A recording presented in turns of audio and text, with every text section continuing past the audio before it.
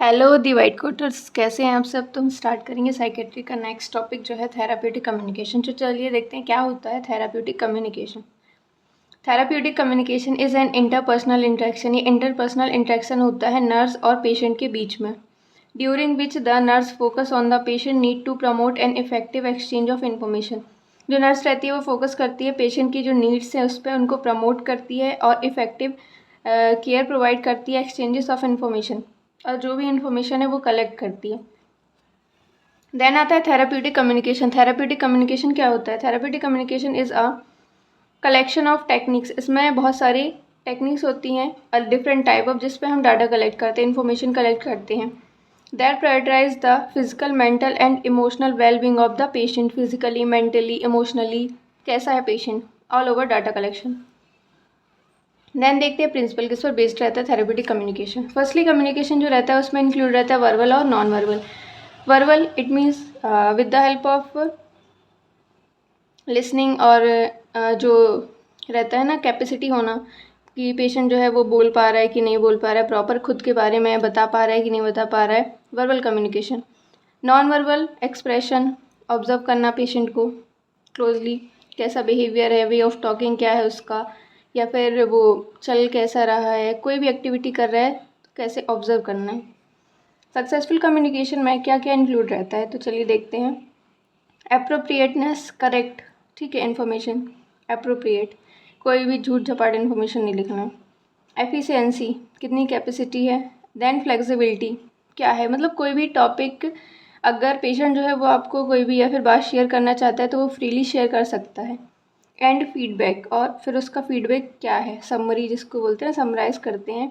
इतनी सारी information collect करने से क्या समरी निकलती है कि पेशेंट जो है वो किन चीज़ जो सफ़र कर रहा है या फिर कोई प्रॉब्लम है या नहीं है। Patient should be the primary focus of interaction. जो पेशेंट का जो प्राइमरी फोकस होता है वो इंट्रैक्शन पे होता है कि पेशेंट आपसे इंटरेक्ट हुआ है या फिर नहीं, कोई भी इन्फॉर्मेशन शेयर कर पाएगा। अगर इंटरेक्ट हुआ है तो वो शेयर कर सकते हैं। कोई कोई लोग होते हैं बहुत ज़्यादा हेजिटेट होते हैं, एनजाइटी होने लगती है, तो वो चीज़ें शेयर नहीं कर पाते proper. Then maintain patient confidentiality and giving advice.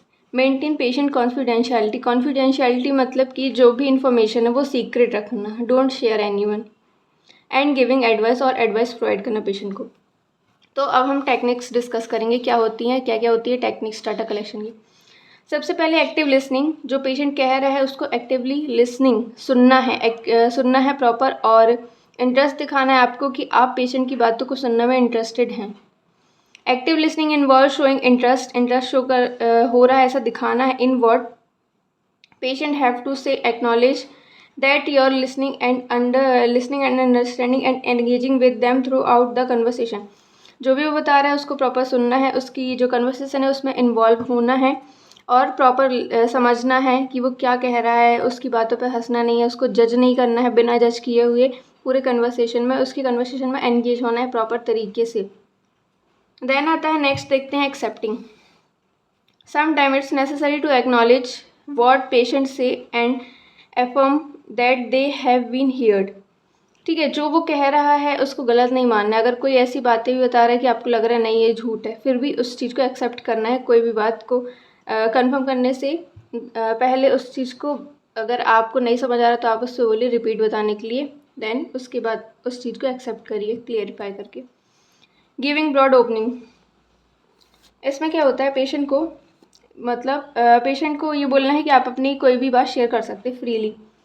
Therapeutic communication is often most effective when patient direct the flow of conversation. Patient का जो कन्वर्सेशन का फ्लो रहता है वो, and decide what to talk about, और ये डिसाइड हो जाए कि किस चीज़ के बारे में बात करना है। ठीक है, ब्रॉड ओपनिंग। देन एनकरेज करना है पेशेंट को सेलेक्ट करने के लिए टॉपिक डिस्कशन के लिए। Then example, what's on your mind today, आज आपके माइंड में क्या है, उससे पूछते जाना है चीज़ें।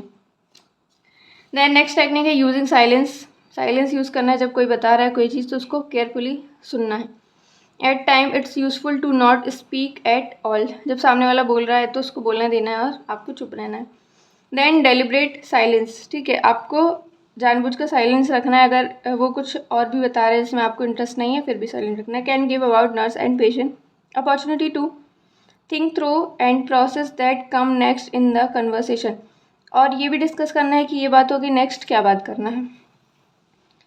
Then reflecting, directing back the patient idea, feeling, question and content, जो भी पेशेंट ने बताया उसकी फीलिंग्स, आइडियाज़, क्वेश्चन, उसको दोबारा से रिपीट करना है और उससे पूछना है अगर कोई डाउट है तो। यू आर फीलिंग टेंस, ठीक है, अगर उसने कोई भी छोटी मोटी ऐसी बातें बताई है कि आपको लग रहा है नहीं इसके बारे में मुझे और जानना चाहिए, तो उससे रिपीट क्वेश्चन करनी है। You are feeling tense and anxious, आप मतलब टेंस हो और एनेक्जियस, एंजाइटी हो रही है आपको, and it is related to a conversation you had with your husband last night, आपके हस्बैंड के साथ लास्ट नाइट क्या हुआ था ऐसे जिससे आप टेंस और एनेक्जियस हैं। रीस्टेटिंग, इट मीन्स जो स्टेटमेंट है उसको रिपीट करना। Restating is done to clarify the client message, जो भी क्लाइंट ने इन्फॉर्मेशन दी है, मैसेज दी है, bye repeating the same statement को रिपीट करना है बैक टू द क्लाइंट के पीछे पीछे। जैसे एग्जांपल देखते हैं, you say that your mother left you, आपने जैसे अपने पेशेंट को कहा कि आपने कहा कि आपकी मदर जो है वो लेफ्ट हो गई, मतलब उनकी डेथ हो गई। When you were 5 year old, जब आप 5 साल की थी, एग्जाम्पल। देन नेक्स्ट देखते हैं focusing, sometime during a conversation patient mention something particularly important, conversation के दौरान क्या होता है, जो पेशेंट रहता है वो कुछ चीज़ें मेंशन करता है पर्टिकुलरली जो कि इंपॉर्टेंट होती है। When this happen nurse can focus, अगर ऐसी चीज़ें हो रही हैं कुछ इंपॉर्टेंट तो जो नर्स है वो फोकस करती है उस स्टेटमेंट पे। Promoting patient to discuss it further, then अगर कोई इंपॉर्टेंट टॉपिक है तो उसके बारे में फिर से जो क्लाइंट है उससे डिस्कस करती है प्रॉपर, उस चीज़ के बारे में मतलब जानने की कोशिश पूरी क्या था। Then questions and statement that help the patient expand on a topic of important, अगर कोई इंपॉर्टेंट टॉपिक है पेशेंट ने बताया तो उसको एलोबरेट करना, मतलब विस्तार से पूरा डिटेल में जानने की कोशिश करना और पेशेंट से पूछना।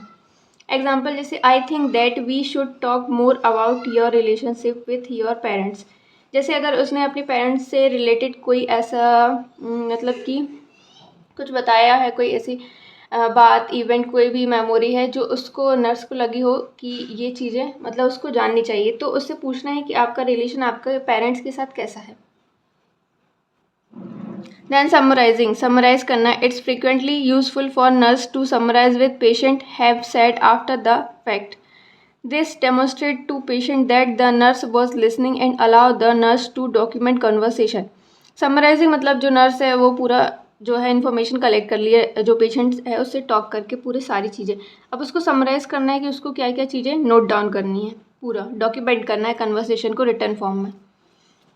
देन देखते हैं ह्यूमर, इसमें क्या होता है ह्यूमर में, humour quality of something funny, कोई भी क्वालिटी, ठीक है। Humour can help to improve nurse patient relationship, जैसे अपन किसी से भी बात करते हैं जब दो लोगों के बीच में कम्युनिकेशन होता है तो कुछ फ़नी चीज़ें भी होती हैं, फ़नी टॉक्स होते हैं, वो चीज़ें, तो उनसे क्या होता है जो रिलेशनशिप है या फिर जो बातें हो रही हैं, कन्वर्सेशन होता है वो इफेक्टिव होता है।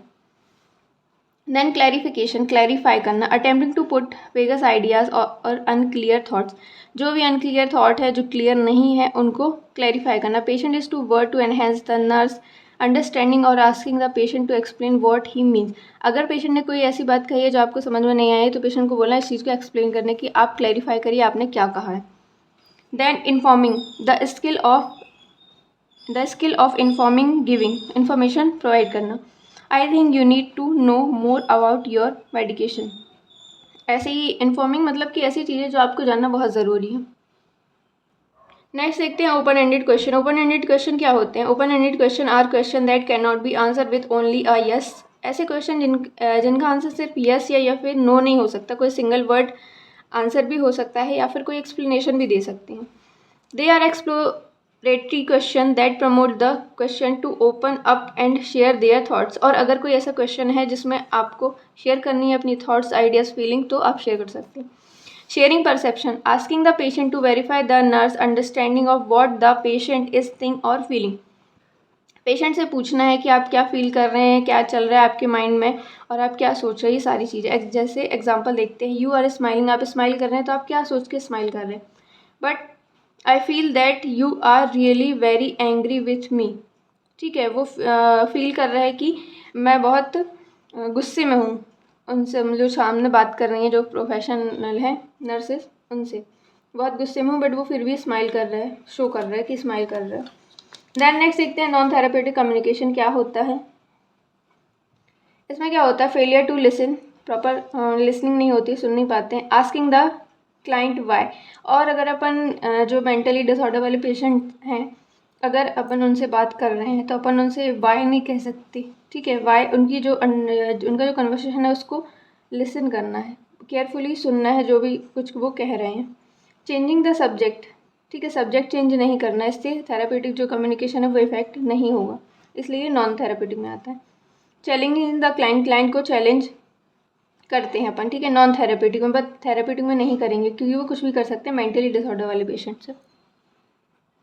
गिविंग एडवाइस और अप्रूवल और डिसअप्रूवल, एडवाइस देना है उनको अप्रूवल और डिसअप्रूवल के लिए। फॉल्स रीअश्योरेंस, ठीक है, उनको फॉल्स सिंपैथी नहीं देना है, अपन देते हैं फॉल्स सिंपैथी नॉन थेरेपेटिक वालों को। क्लोज एंडेड क्वेश्चन, ठीक है, एक लिमिट पे क्वेश्चन जो रहते हैं वो। Leading questions that you expect a specific answer, अब आप क्वेश्चन पूछ रहे हैं तो कोई स्पेसिफिक आंसर होना चाहिए। बेलिटलिंग क्या होता है, जो पर्सन होता है, ठीक है, टू मेक अ पर्सन और an action seem as if he she as it is not important, कोई भी एक्शन ऐसे कर रहे हैं जो वो इम्पॉर्टेंट नहीं है।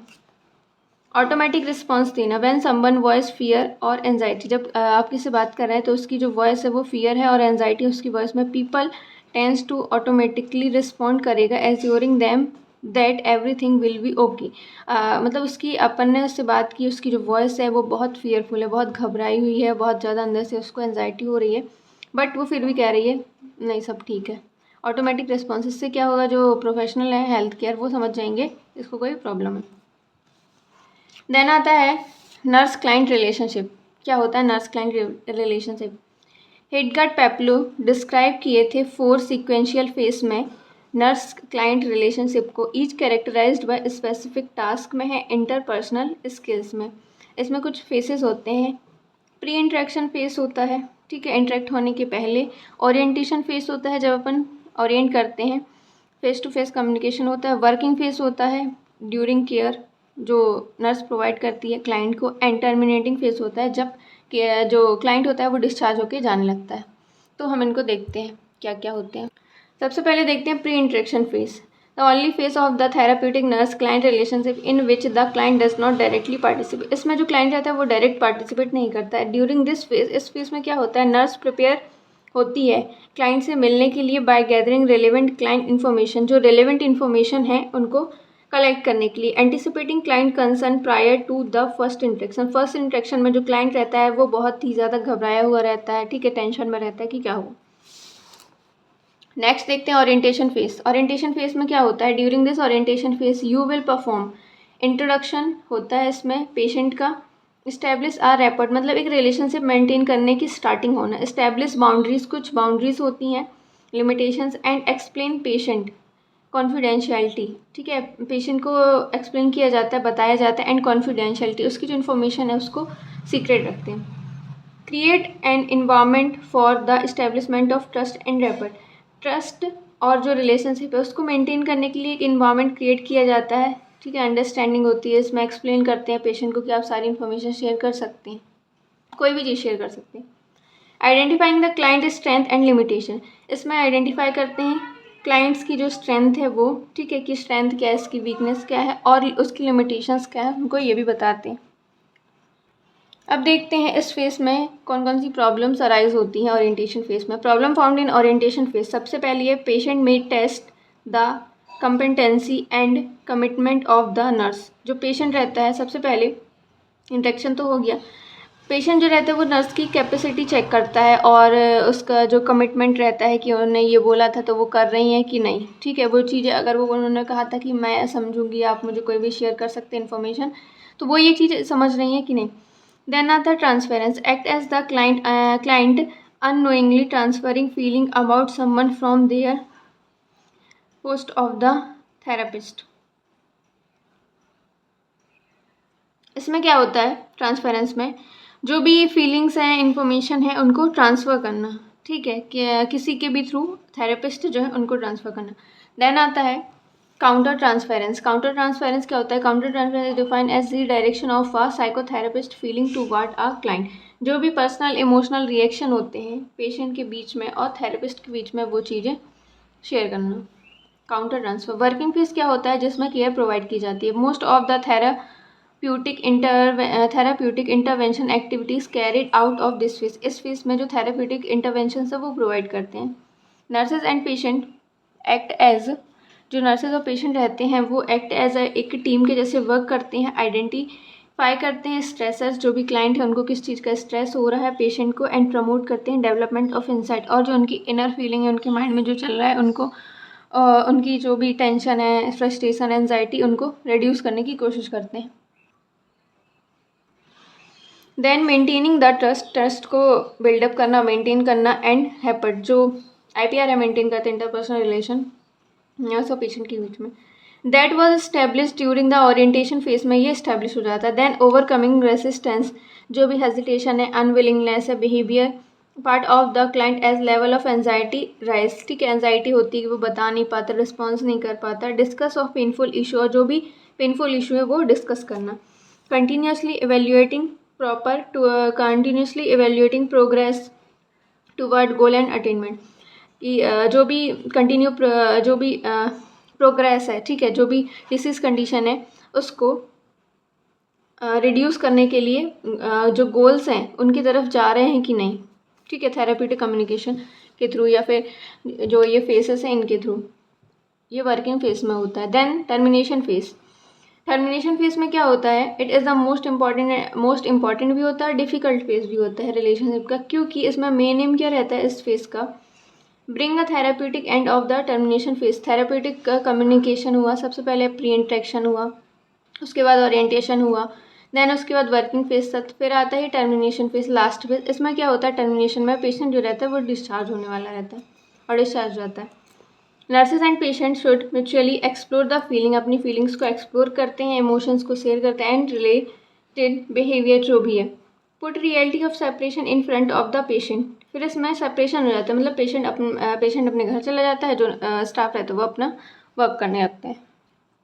प्रॉब्लम फाउंड इन टर्मिनेशन फेज में क्या प्रॉब्लम फाउंड होती है? एंगर, गुस्सा आना, प्यूनेटिव मतलब पनिशेबल बिहेवियर हो जाता है, और डिप्रेशन टाइप का, क्योंकि जो पेशेंट रहता है उसको एक जो नर्स है जब वो केयर करती है हॉस्पिटल में रहने के टाइम पे, तो उसको एक एज अ फ्रेंड जो रहता है मिल जाता है, वो अपनी सारी चीज़ें उसको शेयर करता है, वो केयर भी प्रोवाइड करती है, अपनी सारी प्रॉब्लम्स को शेयर करना।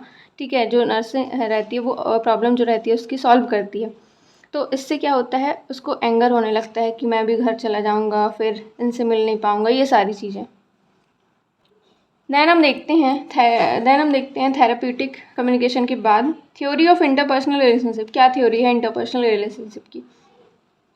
हिलगार्ड पेप्लू इज़ अ नर्स थेरेपिस्ट। ठीक है, ये नर्स थेरेपिस्ट थे जिन्होंने क्रिएट किया था थ्योरी इंटरपर्सनल रिलेशनशिप की।